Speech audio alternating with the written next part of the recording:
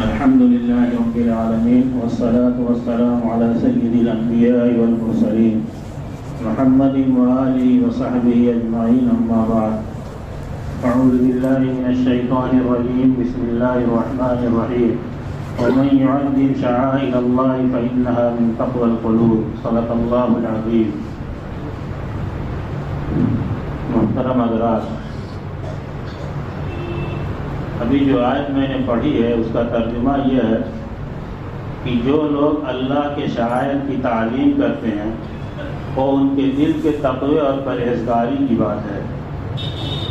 شعائر کسے کہتے ہیں؟ شعائر کہتے ہیں امتیازی نشانیوں اور علامات کو. تو شعائر اللہ یعنی اللہ کے دین کی جو امتیازی نشانیاں یا علامات ہیں ان کی جو شخص تعلیم کرتا ہے یہ اس کے دل کے تقوی اور پرہیزگاری کی بات ہے. یہ شعائر اللہ کیا ہیں؟ نماز ہے، اذان ہے، مساجد ہے، قرآن کریم ہے، کعبۃ اللہ ہے.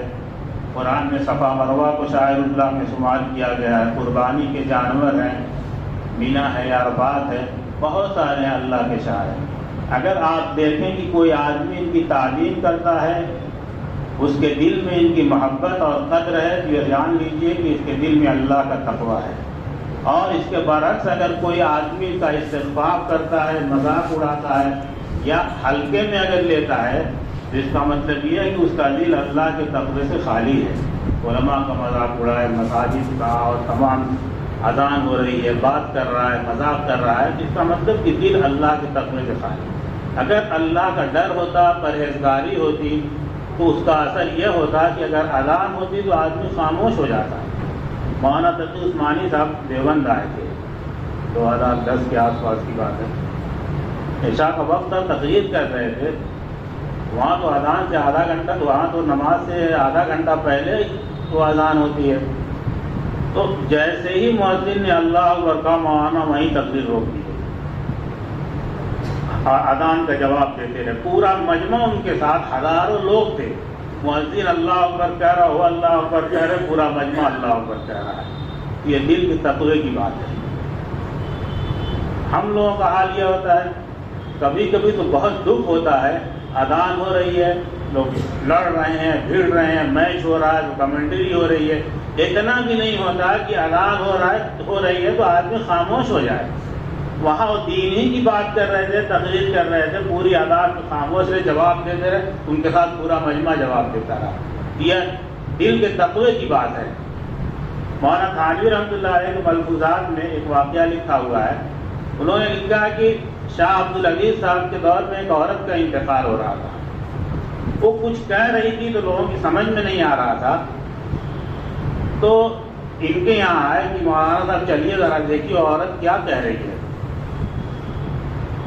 تو آپ گئے تو عورت کہہ رہی تھی کہ حاضان رجلان یقولان ادخلی الجنہ، کہ یہ عورت کہہ رہی ہے کہ دو آدمی ہیں جو مجھ سے کہہ رہے ہیں کہ میرے ساتھ چلو اور جنت میں داخل ہو جاؤ. تو ابھی عربی زبان میں وہ کہہ رہی تھی، بالکل ایک عام معمولی عورت، کچھ پڑھی لکھی نہیں. شاہ صاحب کو بڑی حیرت ہوئی تو پوچھا کہ یہ کون خاتون ہے؟ کوئی بہت پڑھی لکھی، کوئی بہت بزرگ؟ کا نہیں، یہ معمولی عام عورت ہے، لڑتی بڑھتی رہتی ہے لوگوں سے. کہ یہ تو بڑی عجیب بات کہہ رہی ہے. جو کہہ رہی ہے عربی میں کہہ رہی ہے اور بتا رہی ہے کہ دو آدمی ہیں اور کہہ رہے ہیں کہ میرے ساتھ آؤ اور جنت میں داخل ہو جاؤ. تو اس میں کون سا کوئی خاص عمل کا؟ کوئی ایسی بات تو نہیں ہے. لیکن یہ ہم دیکھتے تھے کہ اگر اذان کے درمیان کوئی آدمی، کوئی عورت اگر بولتی فوراً چپ کراتی، اور اگر نہیں تو اس وقت تو کچھ نہیں بولتی، اور اذان ختم ہونے بعد سے لڑ پڑتی کہ تم نے کیوں اذان کی توہین؟ جب اللہ کے لیے بلایا جا رہا تھا تو کیوں تم بات کر رہی تھی؟ تو شاہ صاحب نے کہا کہ یہی وجہ ہے. یعنی اسی اذان کے احترام کی وجہ سے اس کو یہ مرتبہ ملا ہے، اگر تو اس کا کوئی بہت خاص عمل عام مسلمانوں ہی جیسا تھا. یہ اثر ہے اس کا. یعنی جو چیزیں اللہ سے منسوب ہیں، اگر آدمی ان کا احترام کرتا ہے، اس کا ادب کرتا ہے، تو اس کے اس طرح کے اثرات جو ہے دیکھے جاتے ہیں. مجھے یاد ہے جب اس مسجد کی سنگ بنیاد کے لیے حضرت مولانا حبیب الرحمان صاحب آدمی رحمۃ اللہ علیہ تشریف لائے تھے. جو ہاسپٹل میں ان کا قیام تھا، جتنی دیر رہے یہیں رہے۔ اس وقت مولانا کا آخری دور تھا، ان کی شہرت اور عروج پوری دنیا میں پھیلی ہوئی تھی، بہت سارے علماء، بہت سارے بڑے بڑے لوگ آ گئے تھے۔ مولانا تو لیٹے ہوئے تھے، اس وقت تو اس لائق میں نہیں تھے کہ چل کے یہاں تک آ سکتے۔ وہ حاجی سعید احمد صاحب تو انہوں نے ہی بنیاد رکھی تھی، مولانا نے الٹا دیا تھا ان کو لیٹ۔ تو اس وقت مولانا نے ایک بات کہی تھی، وہ کہہ رہے تھے کہ بھائی دیکھیے، ایک وقت ایسا تھا جب دین اور دینی شاعر اور دینی امور کا بڑا احترام لوگوں کے دلوں میں تھا۔ اذان اگر ہوتی تھی تو وہ لوگ جو نماز نہیں پڑھتے تھے ان کا بھی حال یہ تھا کہ وہ مسجد کے پاس سے نہیں گزرتے تھے، وہ کہیں ادھر ادھر ہو جاتے تھے کہ یہ کتنی بے احترامی کی بات ہے کہ نماز بھی نہ پڑھو اور ادھر سے جائیں۔ تو یہ حال اس وقت ہوتا تھا، لیکن آج صورتحال یہ ہے کہ اذان ہوتی رہتی ہے تو کوئی غیر نہیں مسلمان شور شغب ہنگامہ کرتے رہتے ہیں، ان کو کچھ بھی احساس نہیں ہوتا، ذرا بھی اندیشہ نہیں، ذرا بھی خوف نہیں۔ مولانا کا جو لفظ گھیس پڑنے کی حد ہے، یہ مسلمانوں کو پتہ نہیں ہے کہ ان کی یہ حرکت ان کے لیے دنیا اور آخرت میں کتنے زبردست نقصان اور خسارے کی بات ہے۔ وہ دیکھتے نہیں ہیں کہ دنیا میں کتنے مصائب اور پریشانیوں مبتلا ہوتے ہیں، انفرادی طور پر بھی اور اجتماعی طور پر بھی۔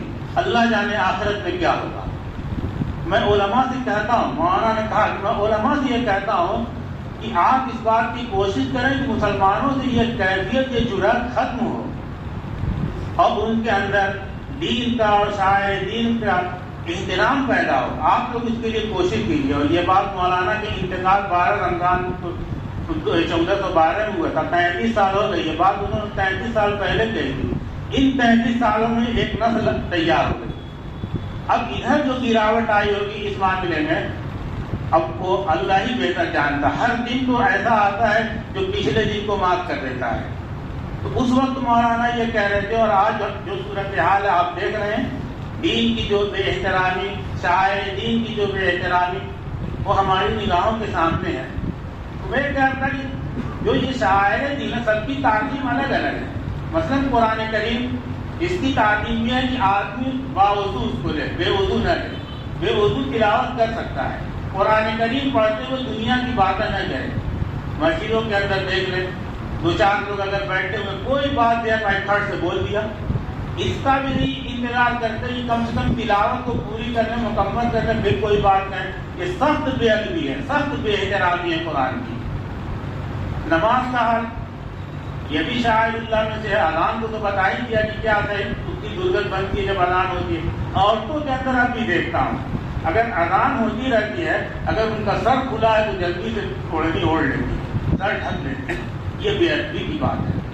لیکن مردوں کا جو حال ہے وہ ہمارے سامنے، ہر آدمی اپنا احتساب خود کرے۔ نماز کا ادب اور احترام یہ ہے کہ آدمی وضو کر کے آئے تو پورے اہتمام کے ساتھ اللہ کی طرف متوجہ ہو، یہ نہیں کہ ادھر کھجلائے ادھر کھجلائے، اینٹے جمائی لے۔ حدیث میں آتا ہے کہ التصاحب فی الصلاۃ من الشیطان، کہ نماز کے اندر جماعیاں لینا یہ شیطان کا اثر ہے۔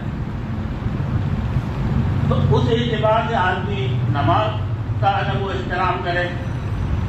مساجد اللہ کا گھر ہے، ان کا احترام یہ ہے کہ مسجدوں کو آدمی اپنے گھر سے بہتر بنائے۔ مسجد کے اندر آئے، رسول اللہ صلی اللہ علیہ وسلم نے فرمایا کہ وَإِذَا مَرَرْتُمْ بِرِيَاضِ الْجَنَّةِ فَارْتَعُوا، کہ جب تم جنت کی کیاریوں سے گزرو تو اس میں چر لیا کرو۔ جانوروں کو دیکھا ہوگا، سبزداروں میں جاتے ہیں، گھاس کو یہاں منہ مار لیا وہاں، اس کا کیا مطلب ہوا؟ یعنی مسجد میں آدمی آئے تو کب آتے ہی اگر وہ باوضو ہے اور مکروہ وقت نہیں ہے تو اس کو تحیۃ المسجد 2 رکعت پڑھ لیا کہ یہ مسجد کے احترام میں سے، مسجد کے حقوق میں سے ہے۔ اس میں بہت کمی ہوتی ہے، بہت کمی ہوتی ہے، کم لوگ اس پر عمل کرتے ہیں۔ جب آپ آ رہے ہیں مسجد میں وقت ہے تو کر لینا چاہیے، یہ مسجد کا حق ہے۔ مسجد کے اندر دنیا کی باتیں نہ کی جائے، صبر کیا جائے، کوئی بات باہر جا کر میں کوئی بات ٹھیک ہے۔ یہ ایسے ہی ہے۔ مفتی سعید صاحب نے ایک حدیث بیان کی، مجھے معلوم نہیں کہ اس کی سند کا کیا درجہ ہے، کہ جس طریقے سے وہ آگ کے اندر لکڑی جل کر راکھ ہو جاتی ہے، ایسے ہی نیکیاں مسجد کے اندر بات کرنے کی وجہ سے جل کر راکھ ہو جاتی ہے۔ اس سے بہت بچنا چاہیے۔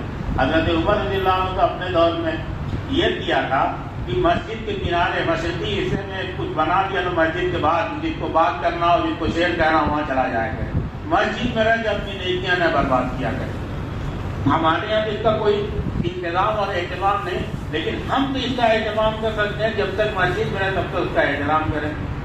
کل ایک واقعہ، قرآن ختم ہوتا ہے جس دن ایک بھیڑ بھاڑ مسجد میں رہتی ہے، مٹھائی بنتی ہے، اچھا بھائی ایک دم سنسان نہیں رہنا چاہیے، بڑے لوگ لے کے چلے گئے، 20 منٹ تک بچے بیٹھے رہے اور اتنا ہنگامہ کیا کہ 20 منٹ تک میں ایک لفظ نہیں پڑھ سکا، پورا شور شرابہ، جیسے معلوم ہے ایک حدیث ان کی صحیح صاحب نے ذکر کی ہے کہ مسجد کے اندر بازاروں کی طرح شور اور ہنگامہ مت کیا کرو، اس سے بدتر صورتحال تھی۔ اس پر یہ مسجد کی سخت بے احترامی ہے، اس کا کوئی انتظام کرنا چاہیے جو بھی ہو اس کا۔